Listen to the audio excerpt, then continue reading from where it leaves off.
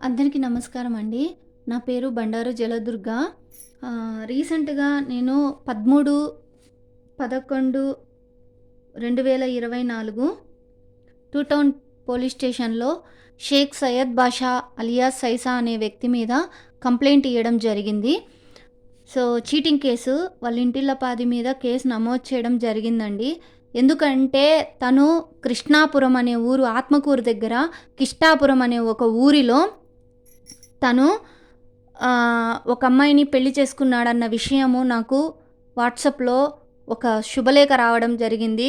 ఆ శుభలేఖని చూసుకొని నేను వెంబడే కృష్ణాపురంలో ఉన్న వాళ్ళకి కాల్ చేయడం జరిగింది.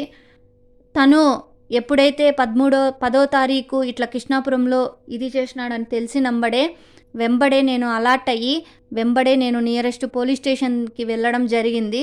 నియరెస్ట్ పోలీస్ స్టేషన్‌కి వెళ్ళినంబడే పోలీసులు స్పందించడం, అక్కడ వెంబడే ఎఫ్ఐఆర్ బుక్ చేయడం, వెంబడే కృష్ణాపురంలో ఒక మౌలాలి అనే కూతుర్ని పెళ్లి చేసుకున్నాడు అనేసి అక్కడ ఇది జరిగిందండి. దీనంతటికీ అక్కడ ఉన్న ఒక అతను షఫీ అనే అతను ఇది చేశాడు.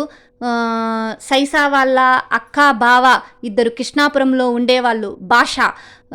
బాషా అనే వ్యక్తి కొబ్బరికాయల వ్యాపారం చేస్తున్నాడు అతను. సో, అతనే ఇదంతా చేసి నేనున్నాను ఏమీ కాదు అని ఇది చేసి తీసుకొని వెళ్ళి ఇట్లా ఎంతమంది అమ్మాయిల జీవితాలని నాశనం చేస్తాడు, ఇంకా ఎంతమంది అమ్మాయిలు బలైపోవాలి.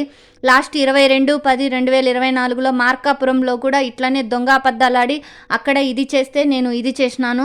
ఇప్పుడు మళ్ళీ కృష్ణాపురం అనే ఒక ఊరిని ఎంచుకొని, ఒక పల్లెటూరిని ఎంచుకొని ఏమీ కాదులే అనేసి సైసా అక్క బావ కృష్ణాపురంలోనే ఉంటున్నారు. ఆ అక్క బావని ఇది చేసుకొని వాళ్ళ బావకి ఈ విషయాలన్నీ తెలుసు, నా విషయాలన్నీ కూడా కంప్లీట్ తెలుసు. సున్నిపెంటలో జరిగేది ప్రతి విషయం వాళ్ళ బావకి తెలుసు. వాళ్ళ అమ్మగారు అక్కడ వైస్ ప్రెసిడెంట్గా పనిచేస్తున్నారు కృష్ణాపురంలో. సో, ఆ వైస్ ప్రెసిడెంట్కి మొత్తం తెలిసి కూడా ఎంతమంది అమ్మాయిల జీవితాలని నాశనం చేస్తుంది ఆమె. ఇంకా ఆమె సాటి ఆడదే కదా, ఆమె కూడా ఇదే కదా, సైసా వాళ్ళ చెల్లెలు అక్కో ఆమె కూడా ఒక ఆడదే కదా, ఆమె కూడా ఇట్లని ఎంతమంది జీవితాలు నాశనం చేయాలని చూస్తుంది ఆమె. ఇంకా ఈ షఫీ అనే వ్యక్తికి కూడా వచ్చి చూసుకొని ఇది చేసి కూడా ఎట్లా ఇంకా ఎంతమంది ఆడపిల్లల జీవితాలను నాశనం చేస్తారు, ఇంకా ఎంతమంది అమ్మాయిలని బలి కోరుకుంటారు. నాకు ఏదైనా న్యాయం చేసిన తర్వాత 100 పెళ్ళిళ్ళు కాకుంటే 1000 పెళ్ళిళ్ళైనా చేసుకోవచ్చు. వాళ్ళకి ఆ రాజ్యాంగం రాసి ఇచ్చారేమో మరి నాకు తెలియదు. సో, నాకే న్యాయం చేయకుండా పోలీసుల దగ్గర కూడా నేను ఎవరిని చేసుకోను అని హామీ ఇచ్చిన అతను ఎట్లా మాయమవుతాడు, ఇప్పుడు ఎక్కడున్నాడో తెలియదు అంటున్నారు. సో, తను దరిదాపు కనపడక ఈ 13వ తారీఖు వస్తే నెల రోజులు అవుతుంది. సున్నిపెంటలోనూ లేనంటున్నాడు, కృష్ణాపురంలోనూ లేనంటున్నాడు. మరి ఎక్కడ దాచిపెట్టారు? ఈ షఫీ అనే వ్యక్తి దాచిపెట్టాడా? కృష్ణాపురంలో ఉన్న వైస్ ప్రెసిడెంట్ వాళ్ళ కొడుకు బాషా, వాళ్ళ అక్క ఎక్కడైనా దాచిపెట్టారా? దీనంతటికీ పాత్రధారి వాళ్ళ అక్క బావ. సో, నేను ఆల్రెడీ ఎఫ్ఐఆర్ బుక్ చేయడం కూడా జరిగింది. సో, ఏం చేస్తారులే ఏమిలే అనేసి పోలీసులని కూడా ఇరెగ్యులర్గా ఇది చేస్తూ చాలా ఇది చేస్తున్నారు. సో, ఇక్కడ ఉన్న సున్నిపెంటలో ఉన్న సైసా అమ్మా నాన్నని అడిగితే మాకు సంబంధం లేదు అతను అనేసి మాసం చెప్పడం జరుగుతుంది. వాళ్ళ అమ్మ నాన్న చెప్తున్నారు, వాళ్ళ వదిన చెప్తున్నారు. సో, వీళ్ళు దాచిపెట్టారా సున్నిపెంటలో ఎక్కడైనా వాళ్ళ ఫ్రెండ్స్ ఇళ్ళల్లో కానీ, సైసాకు సంబంధించిన బంధువుల ఇళ్ళల్లో కానీ దాచిపెట్టినారా ఏంటి అనేది దయచేసి పోలీస్ వారు కూపీగా ఎంక్వైరీ చేసి అతనిని చట్టానికి తనని ఇమీడియట్లీ హ్యాండ్ అవుట్ చేసుకోవాలనేసి నేను రిక్వెస్ట్ చేసుకుంటున్నా. నేను నాలాగా ఇంకా ఏ ఆడపిల్ల బలి అయిపోకూడదు, అన్యాయం అయిపోకూడదని నేను ఈ వీడియో చేయడం జరుగుతుంది. పోలీస్ అధికారులను నేను ఒకటే రిక్వెస్ట్ చేసుకుంటున్నా, నాలాగా ఇంకా ఏ ఆడపిల్లలు బలి అయిపోకూడదు.